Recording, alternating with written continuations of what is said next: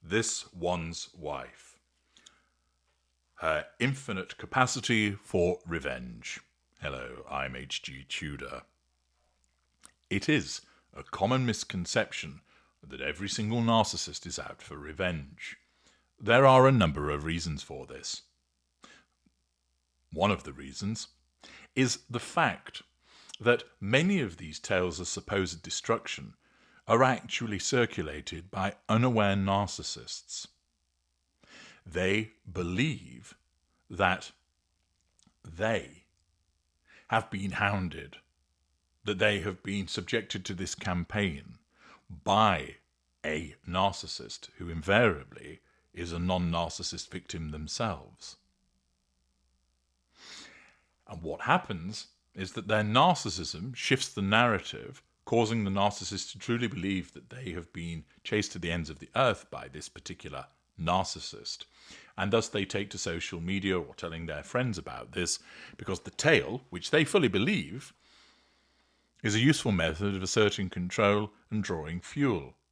The sympathy that people elicit provides that.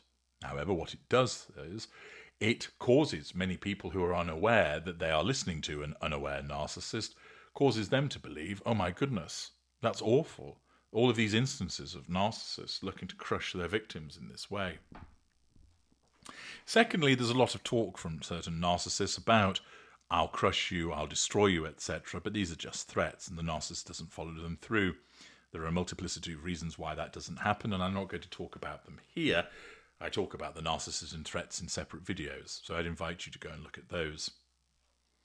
The third reason why it's rarer than people would imagine is quite simply the narcissist wants the appliance functioning. You're of greater use most of the time to the narcissist where you're fully functioning, and therefore destroying you actually runs contrary to what the narcissism requires. Fourthly, many narcissists may bellyache about wanting to destroy somebody, but they simply don't have the capacity. They don't have the energy levels, they don't have the nous to do it, and quite simply, they get distracted because the narcissism moves them onto easier targets than keep pursuing an individual. Now, this isn't to say that there aren't certain people that are hounded repeatedly by narcissists in destructive ways. I'm not saying that at all, but it is much rarer than people think. And often what many people think is the narcissist getting revenge is quite simply the narcissist extracting fuel and nullifying a threat to control. But when it comes to this one's wife, Martin Robinson writes for the Daily Mail, royal aides who accused this one's wife of bullying were frightened of what she would do to them after they spoke out, it was claimed. Well, certainly, that is a prevailing mindset of the victim of a narcissist, whereby they have been subjected to bullying behaviour behind closed doors because of this one's wife's absence of emotional empathy, her sense of entitlement, and bullying being a form of manipulation. Should those individuals speak out, that would be a threat to control. It would threaten this one's wife's control over them, but it would also threaten her facade. Remember, she utilises a facade that she's a kind and lovely person. And therefore, if there are lots of people claiming actually she's not, she's an awful bully, not only is that person not under control themselves, but they're threatening the existence of the facade, which means that this one's wife would need to do something about it. And those royal aides are quite right to be concerned of a retaliatory response from this one's wife. The Duchess of Sussex's staff were left in a psychologically delicate state and viewed her capacity for revenge as infinite, an expert has alleged. Well, perhaps more accurately, her capacity for the nullification of threats to control through malign means is indeed infinite.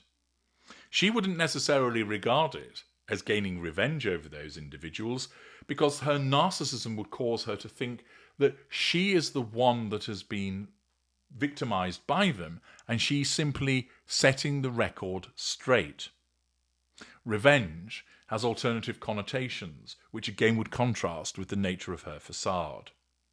This one's wife has always denied the allegations of bullying while she was working as a royal, which she described as an orchestrated smear campaign against her, victim mentality, deflection. Veteran royal correspondent Valentine Lowe broke the bullying story in May 2021, just before Harry and this one's wife to appear on screen with Oprah Winfrey to discuss Megxit.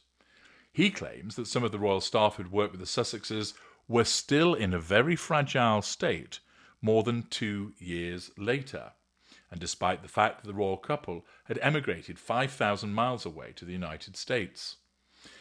They were very worried about what this one's wife would do to them. They viewed her capacity for revenge as infinite.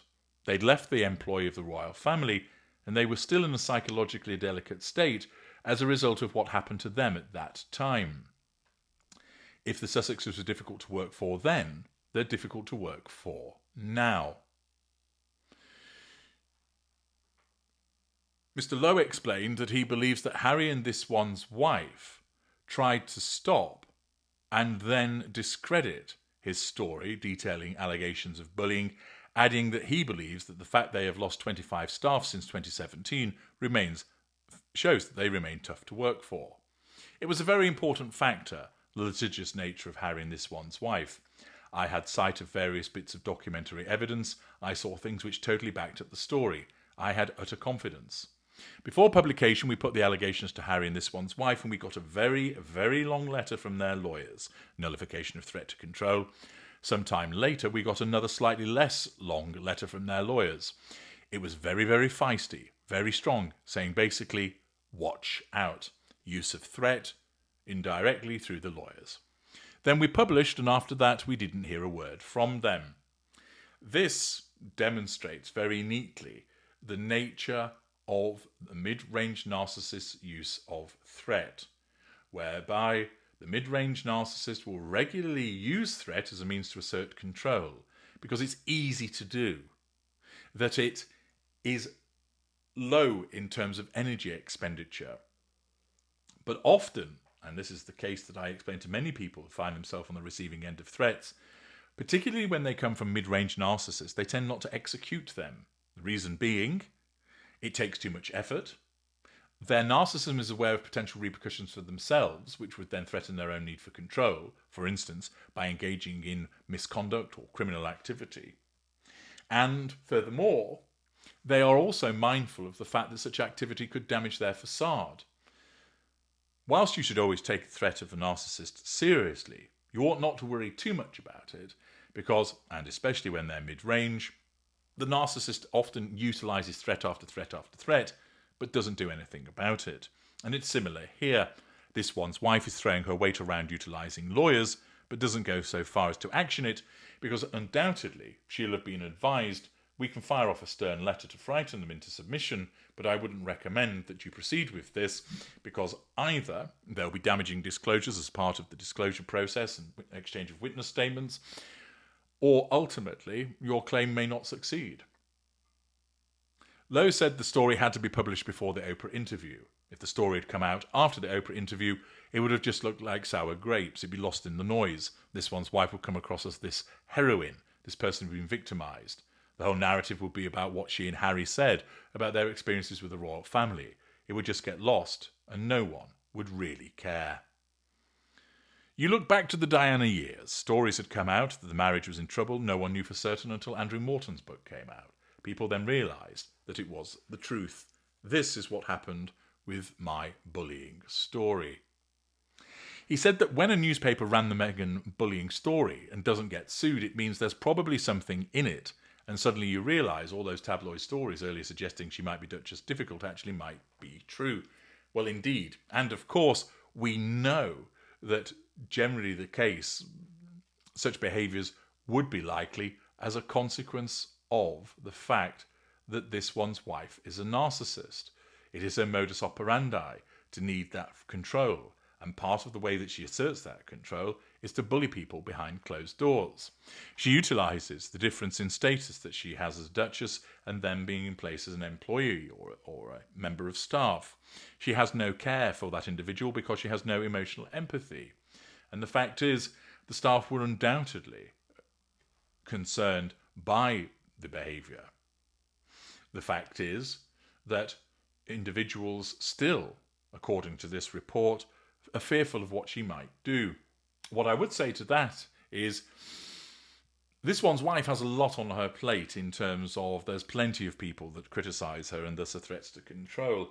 And it would only be if those members of staff repeated the allegations or went further that would cause them to come up on her radar. The fact is, if they keep their heads down, she isn't sat there plotting revenge against them for something that they said years ago. She isn't that type of narcissist. She would, however, if they popped their head above the parapet and started to repeat the allegations, confirmed them, or raised fresh ones, then look to take action against them, because that is a new nullification of control that's required as a consequence of them coming up on the radar now. However, if they stay out of the way, she's not sat there with a hit list of who she's going to get. She's got other fish to fry in that regard because of the way that her narcissism will cause her to deal with the actual threats to control that are occurring in the moment rather than historic ones. I'm H.G. Tudor. Thank you for listening.